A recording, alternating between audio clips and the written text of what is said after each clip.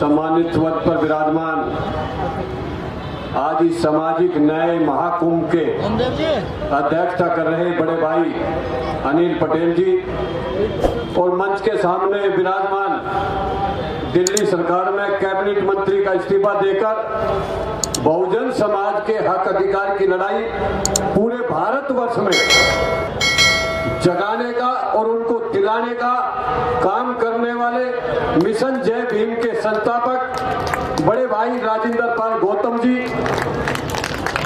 और जो 13 महीने जो इस धरती का भगवान किसान उसकी आवाज को उठाकर कामयाब करने वाले किसानों के मसीहा बड़े भाई गुरनाम चुड़ने जी, एक बार जोरदार तालियां बजाकर स्वागत कर। कम से कम किसान और जवान की तो बात आए तो जोरदार तालियां होती। जातिगत जनगणना कराकर आर्थिक, सामाजिक, राजनीतिक और प्राइवेट सेक्टर में उसकी संख्या के हिसाब से उसकी हिस्सेदारी दिलाने के लिए जो सभी स्तंभों की ताले की चाबी है कि अगर जातिगत जनगणना हो जाती है तो देश में जैसे बिहार के अंदर आंकड़े आए हैं और इस सरकार को झुकना पड़ेगा और हमें हिस्सेदारी हमारी संख्या के हिसाब से देनी पड़ेगी। अखिल भारतीय द्वंद्व महासभा निरंतर सभी संगठन कर रहे हैं और जब SC ST की गिनती हो सकती है, जब शेरों की गिनती हो सकती है, जब पशु पक्षियों की गिनती हो सकती है तो इस देश के अंदर मैं कहना चाहता हूं खाली OBC की नहीं, इस देश के अंदर 10% मनुवादी की भी सबसे पहले गिनती होनी चाहिए। कैसे आजादी के 75 साल में इस देश की न्यायपालिका हो, कार्यपालिका हो, प्राइवेट सेक्टर हो, राजनीति में 90% कब्जा जमाए बैठे हुए हैं। इसलिए हमारी मांग है कि देश के अंदर 140 करोड़ लोगों की कश्मीर से कन्याकुमारी, अटक से कटक, दक्षिण से पश्चिम, उत्तर से दक्षिण तक सबकी जनगणना हो और जिसका आर्थिक और सामाजिक रूप से कमजोर हो उसको उसकी हिस्सेदारी दिलाने का काम करें। एक मुद्दा है, इस देश के प्रधानमंत्री जब 2014 में आए थे इन्होंने एक बात कही थी, मैं देश नहीं बिकने दूंगा, लेकिन 14 से 24 के 25 आने वाला है। खेल, बेल, रेल, हवाई अड्डा, बस अड्डा, लाल किला, कुछ भी ऐसा नहीं बचा जिसको प्राइवेट सेक्टर में इस देश के प्रधानमंत्री सरकार ने नहीं कर दिया। इसका सीधा सा एक ही मिशन है कि जो SC ST और OBC और माइनॉरिटी के लोग जो doctor, engineer, IPS, MLA, MP बनकर प्रतिनिधि बढ़ रहा है, इसको रोकने का ये षड्यंत्र है। क्योंकि प्राइवेट सेक्टर के अंदर SC ST और OBC और माइनॉरिटी का कोई कॉलम नहीं होगा। वो बदवा मजदूर बनाने का एक प्राइवेट सेक्टर के अंदर अनुमान है। इसलिए प्राइवेट सेक्टर के अंदर भी आरक्षण की व्यवस्था 90% डायमंड वर्ग के लोगों को होनी चाहिए। ये भी हमारी वीडा पीपल की डिमांड है।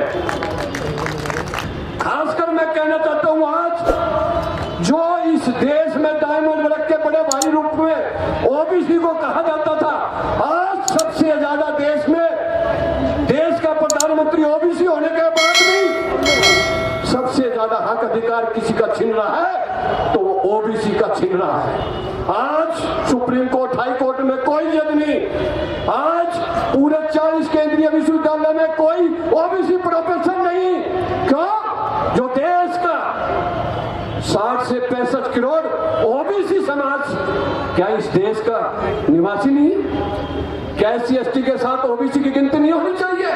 क्या OBC को इतनी योग्य नहीं है कि उसको प्रोफेसर बनने का हक नहीं है? कहीं ना कहीं मैं खासकर आज इस मंच के माध्यम से OBC समाज के सांसदों को, OBC समाज के संगठनों को और OBC समाज के लोगों को कहना चाहता हूं, आज जरूरत है दोस्त और दुश्मन की पहचान करने की।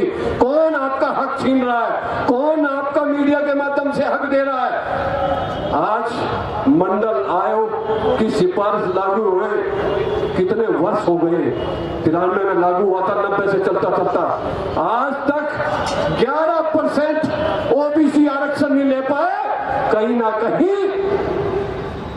ऐसे प्रावधान क्रिमिनल के रूप में लगा दिए गए हैं जिसकी वजह से आज ओबीसी के बच्चे वहां पर सेलेक्ट नहीं हो पा रहे। आज 93 का दिल्ली के अंदर देखिए 93 का डोमिसाइल सर्टिफिकेट पर एक ऐसा एक्ट लगा दिया है।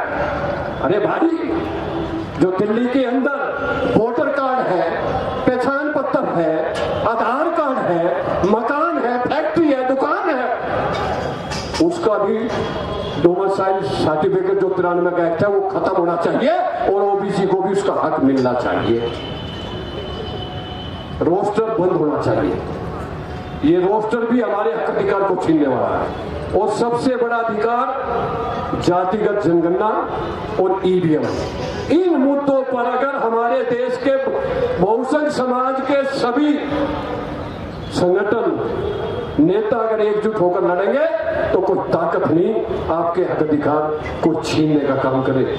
इसलिए कम समय लेते हुए मैं इतना ही कहना चाहता हूं, वी द पीपल तमाम संगठन इस सामाजिक न्याय महाकुंभ के द्वारा इस चल रही संसद के सत्र में जितने भी डायमंड वर्ग के सांसद और मंत्री हैं वो इस आवाज को उठाकर इसको पूरा कराने का काम करें, वरना आने वाले टाइम में इनका भी बहिष्कार करने की जरूरत पड़ेगी हमें, क्योंकि हमें गैरों से ज्यादा अपनों ने लूटा है। इसलिए हमें अपनों के खिलाफ भी खड़ा होना पड़ेगा, जब जाकर हमारा अधिकार मिलेगा।